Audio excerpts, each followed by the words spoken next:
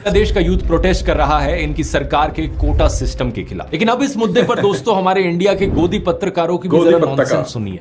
सुधीर चौधरी ने आज तक टीवी चैनल के प्रोग्राम में स्टूडेंट्स के इन प्रोटेस्ट को फॉरेन फंडेड बता दिया। हवा हवा में बातें करते हुए कहा कि इसके पीछे अमेरिका और बाकी पश्चिम देशों का हाथ है। अमेरिका जैसे जो देश हैं वो पीछे से रिमोट कंट्रोल से इन दंगों को भड़काते रहते। अस्सलाम वालेकुम व्यूअर्स, मैं हूं एहसान खान और आप देख रहे हैं यूट्यूब चैनल एहसान रिएक्शन विद एहसान। आज जुमातुल मुबारक है, आप सबको बहुत बहुत मुबारक हो। मैं उम्मीद करता हूं कि बांग्लादेश के हालात इस वक्त बेहतर हो गए होंगे, लेकिन इसी के ऊपर एक वीडियो है और वीडियो बहुत बड़े यूट्यूबर की है, दुनिया का बल्कि बात करें ना भारत का one of the best YouTuber अगर हम कहें ना तो वो धारू राठी हैं। अब धारू राठी की इसके ऊपर यानी बांग्लादेश में जिस तरह से आपको पता है कि जो कोटा सिस्टम के ऊपर स्टूडेंट्स ने प्रोटेस्ट किया, फिर उसको लेकर के सुप्रीम कोर्ट ने इंटरवीन किया, फिर फौरी तौर पर डिसीजन आया यानी कोटा सिस्टम वापस आया।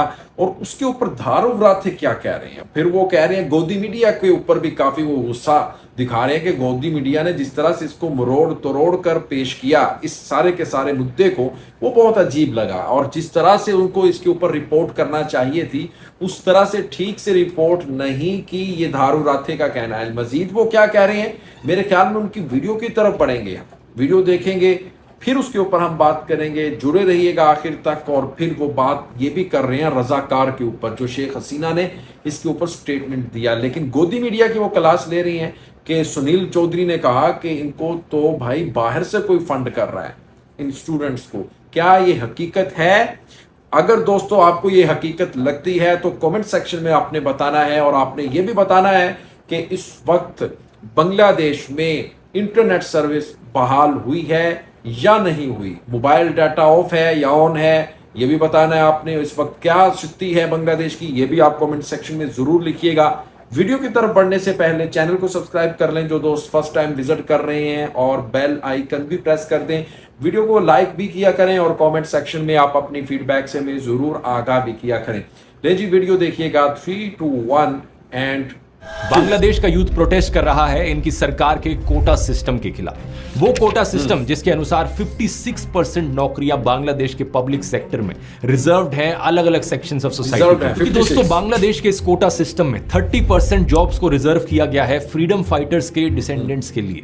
इसके अलावा कुछ और रिजर्वेशंस हैं, जैसे कि 10% औरतों के लिए, 10% जिला कोटा है बैकवर्ड डिस्ट्रिक्ट्स के लिए, 5% रिजर्वेशन है एथनिक माइनॉरिटीज के लिए और 1% रिजर्वेशन है उन लोगों के लिए जिन्हें फिजिकल डिसेबिलिटीज हो। इन सभी नंबर्स को एडअप करोगे तो टोटल 56% रिजर्वेशन बनती है, लेकिन मेजॉरिटी शेयर 56% में से है ये 30% फ्रीडम फाइटर्स का कोटा। इस आर्टिकल को देखिए। ढाका यूनिवर्सिटी में पढ़ने वाले 3rd ईयर इंटरनेशनल रिलेशंस के एक स्टूडेंट फहीम फारूकी, जो कि एक प्रोटेस्टर भी हैं, इनका कहना है कि ये प्रोटेस्ट बेसिकली कोटा सिस्टम की रिफॉर्मेशन के लिए है। प्रोटेस्टर्स चाहते हैं कि एथनिक माइनॉरिटीज वाली रिजर्वेशन और फिजिकल डिसेबिलिटीज वाली रिजर्वेशन को छोड़कर बाकी सारी रिजर्वेशंस हटा दी जाए सरकार के द्वारा। तनावपूर्ण स्थिति के बीच प्राइम मिनिस्टर शेख हसीना की तरफ से भी बड़े इररिस्पॉन्सिबल रिमार्क्स आते हैं। वो बातों को ट्विस्ट करके कहती हैं कि प्रोटेस्टर्स को इतनी नफरत क्यों है फ्रीडम फाइटर्स से। अगर फ्रीडम फाइटर्स के ग्रैंड चिल्ड्रन को रिजर्वेशन के बेनिफिट्स नहीं मिलेंगे तो क्या रजाकार्स के ग्रैंड चिल्ड्रन को बेनिफिट्स दिए जाएंगे? सिर्फ प्राइम मिनिस्टर शेख हसीना ही नहीं बल्कि इनके social welfare minister Dipu Moni और state minister of information and broadcasting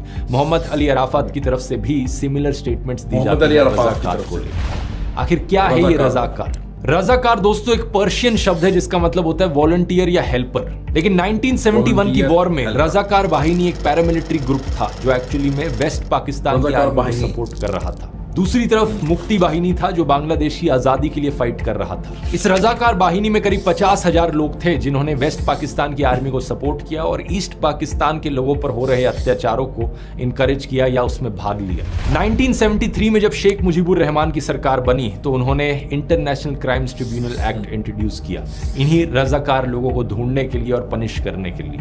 anthropologist Nayanika Mukherjee note करती हैं कि करीब 37,000 रजाकार्स को आइडेंटिफाई किया गया। इनमें से करीब 26,000 को माफ कर दिया गया सरकार के द्वारा और बाकियों को पनिश किया गया या तो जेल में डालकर या उनका ट्रायल अभी भी चलता रहा। कुछ ट्रायल्स तो इतने लंबे चले कि 2022 में भी रजाकार बाहिनी के 6 मेंबर्स को फांसी की सजा सुनाई गई फॉर क्राइम्स अगेंस्ट ह्यूमैनिटी। तो पॉइंट आप यहां समझ सकते हैं क्या है दोस्तों। बांग्लादेश में रजाकार का मतलब है गद्दार, एंटी नेशनल, देशद्रोही। और अगर कोई सरकार के खिलाफ प्रोटेस्ट कर रहा है इस रिजर्वेशन को लेकर, क्या उन्हें देशद्रोही कहना सेंस बनाता है? कोई सेंस नहीं बनाता। ये वही पुरानी स्ट्रैटेजी है कि सरकार को पसंद नहीं आया कि लोग सरकार के खिलाफ बोल रहे हैं तो उन्हें देशद्रोही घोषित कर दो।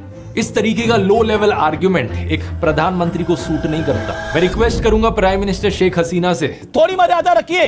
प्रोटेस्टर्स की डिमांड कोई अनरीजनेबल नहीं है। लेकिन अब इस मुद्दे पर दोस्तों हमारे इंडिया के गोदी पत्रकारों की भी जरा नॉनसेंस सुनिए। सुधीर चौधरी ने आज तक टीवी चैनल के प्रोग्राम में स्टूडेंट्स के इन प्रोटेस्ट को फॉरेन फंडेड बता दिया। हवा हवा में बातें करते हुए कहा कि इसके पीछे अमेरिका और बाकी पश्चिम देशों का हाथ है। अमेरिका जैसे जो देश हैं वो पीछे से रिमोट कंट्रोल से इन दंगों को भड़काते रहते हैं, क्योंकि जो पश्चिमी बड़े बड़े जो देश हैं अमेरिका जैसे, वो उन देशों के विपक्षी दलों के साथ मिल जाते हैं। एक इंफोग्राफिक में लिखा कि विकासशील जिलों के निवासियों के लिए 10% आरक्षण। विकासशील का मतलब होता है जो विकास की तरफ बढ़ रहा हो, यानी डेवलपिंग।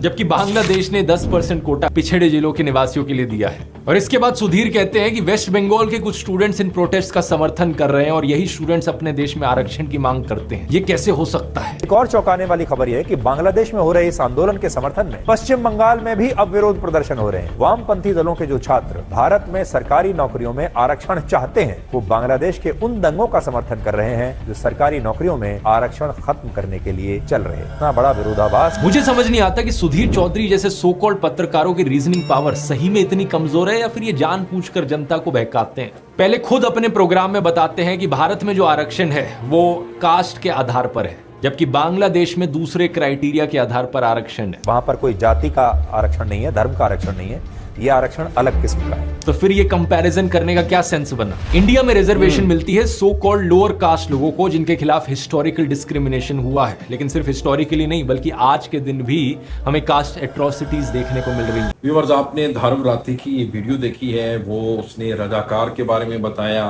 फिर उसने शेख हसीना के स्टेटमेंट के बारे में बताया, किस तरह से स्टूडेंट्स ने वहाँ पर कोटा सिस्टम को लेकर के एहतजाज किया।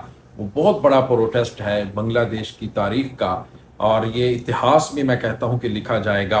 और लोग इसको कह रहे हैं कि देखें कि भाई अगर किसी ने प्रोटेस्ट करना है तो वो बांग्लादेशी स्टूडेंट से सीखे।